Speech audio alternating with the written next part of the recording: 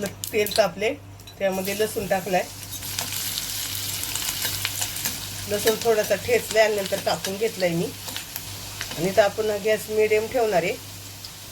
लसूण परतून झालं का त्यामध्ये आलं मी किसून घेतलंय.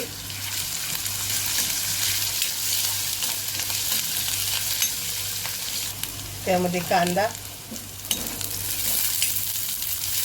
आपण परतून घेणार आहे. कांदा आपल्याला कांद्याचा गुलाबी कलर नाही करायचा, हलकासा परतवायचा आहे.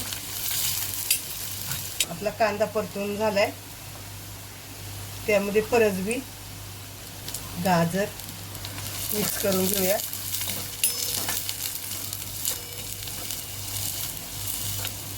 इथं भाज्या आपल्या परतून झाल्यात, त्यामुळे आपण पाणी ओतणार आहे. आपण 2 ग्लास पाणी ओतले. आता पाण्याला उकळी येऊन देऊया. आपण नाचणीचं पीठ घेतलंय, त्यामध्ये पाणी ओतूया आणि पाण्यात मिक्स करूया.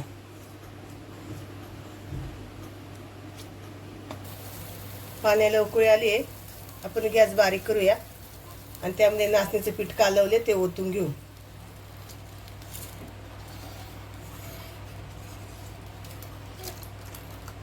त्यामध्ये आपल्याला कांद्याची पात, भरपूर सारी कोथिंबीर आणि मिरची मिक्स करून घेऊ आणि बारीक गॅसवर आपण हे 5 ते 7 मिनिटं उकळून घेऊ.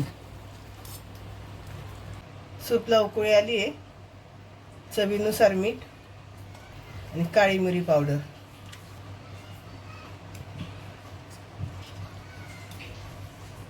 इथं आपलं सूप तयार झालंय. खूप घट्ट नाही केलं, थोडंसं पातळ केलंय, कारण थोडं थंड झालं ना की ते थिजतं. गॅस बंद करणार आहे आणि त्यामध्ये लिंबाचा रस ओतणार आहे वरून.